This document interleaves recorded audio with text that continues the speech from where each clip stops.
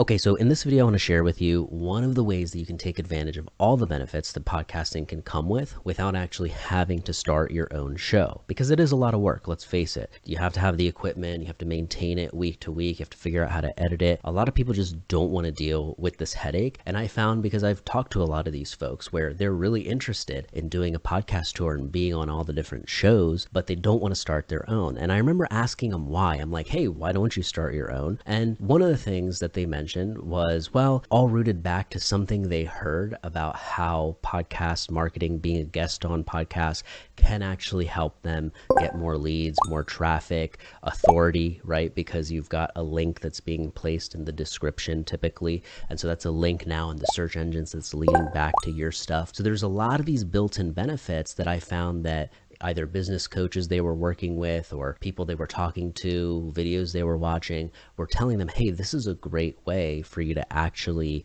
get more business. And it's been something that's proven. User intent in podcast listeners and viewers is very high. They act on what you ask them to do if they actually enjoyed what you gave them. So I want to share 3 different things in this video that I think make up a good podcast guest from just in my experience when somebody comes on my show, from what I've observed, and also when I've been on other shows, how I've been kind of treated and how the host has actually conducted the whole thing informs a lot of what I'm going to share with you. It really comes down to 3 basic things that you need to get started with this strategy.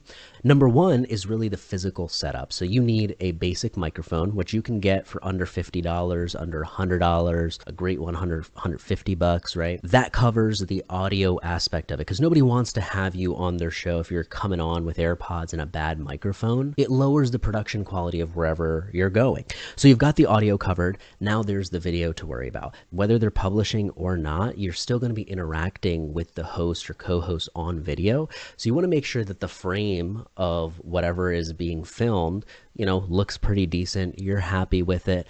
And then I would say the actual webcam. So chances are you're doing it on your computer or something like that. It just doesn't come with good built-in webcam. So the quality looks bad, especially when you zoom in and make clips out of this stuff.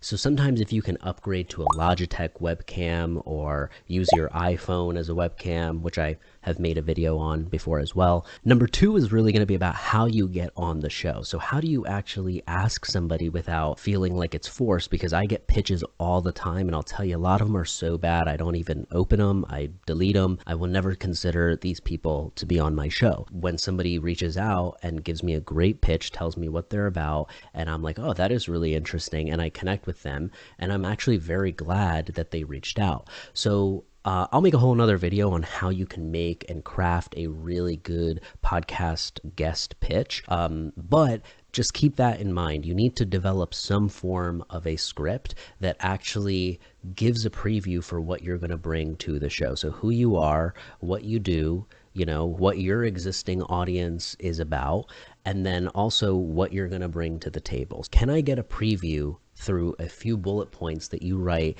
in your email script that tells me, oh, okay, if I have this person on my show, I can get a clip out of this. This is an interesting story. I've never had somebody on in this genre before.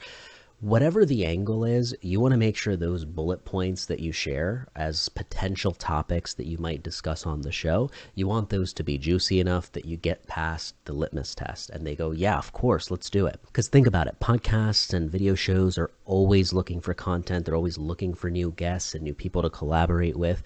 So a lot of them will be happy to hear from you if you phrase it correctly. Another caveat to this approach and getting on is to always follow up. Okay, most people don't see your stuff the first time, or they see it, they forget about it, they're considering it. So make sure that you follow up. You're not being annoying. I really appreciate it sometimes when people do. Number 3 is really what dictates all of your success. How much traffic you get, how many Instagram followers, how many customers and leads, whatever you really want out of this is dictated by how good the content is when you actually go on. So this is where if you don't really have your stuff together, you've never been on a show, you haven't thought about how to talk about what you do, who you are, what you've done, you haven't figured out a couple stories maybe that are compelling, then it can be a very painful episode that you do, which then the co-host is going to not want to air. They're not going to want to share it. They're going to feel like, that wasn't that great. And they're not going to want to have you back on.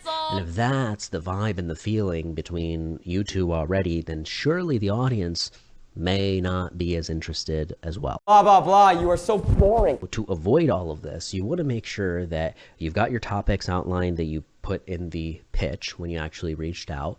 But on the back end, you should have about 3 to 10 stories that are basically metaphors or analogies for getting some points across that you want to. So if you're a fitness coach and you want to talk about weight loss, or you want to talk about how meal prep is really important, don't just come on and preach about how meal prep is really important. That's kind of boring. A cooler way that you can bring people in is by sharing a client story. That already establishes expertise. Oh, you've worked with a client. What have you learned? So you tell it from a story point of view, or you tell a story about a time where meal prep really affected you, how it messed up, your whole routine, or how it really saved you and helped you out. Having bite-sized stories that really deliver value and being able to deploy them when you are asked a question that's relevant to this, that is one of the massive advantages to being a guest on a podcast and getting asked to come back on over and over, because people are like, that went by so quick. You dropped a lot of cool stuff. It didn't feel preachy, right? So it's a great way for you to not get preachy and like too authoritative in how you're delivering information to where it turns people off, especially if you're not known for that already and you're just building. And it's a great way to come at it from a personal story standpoint, like, this is what happened to me. This is what I've seen. This is what share your personal point of view, and have an idea of where you want to go with that. Obviously, some of these stories that you come up with should be relevant to this person's audience, what they're going to talk to you about. And if you can do that, removes a whole layer of anxiety, because you will feel more prepared. Even if you are super tired, you just, worked for 6 hours and now you're hopping on your lunch break here to do the show. It's going to be hard for you to orient and recall all of these awesome stories about yourself that actually teach something or share something about you. So definitely take some time to write it down somewhere, even if it's a bullet or two in your phone, so that you can quickly run through these list of stories and go, okay, these are some that I might pull here. The goal for me, you don't have to do this, but the goal for me over time is to always have 30 to 50 stories that are super rock solid. That's something that comes from the comedian world, is average people will have 10 stories they tell over and over at all the dinner parties, and it's just kind of like really important to them, and they've told it a lot, and it's funny, it's good, it's entertaining. But comedians typically have 30 to 50 that are in their back pocket that they can recall at any time.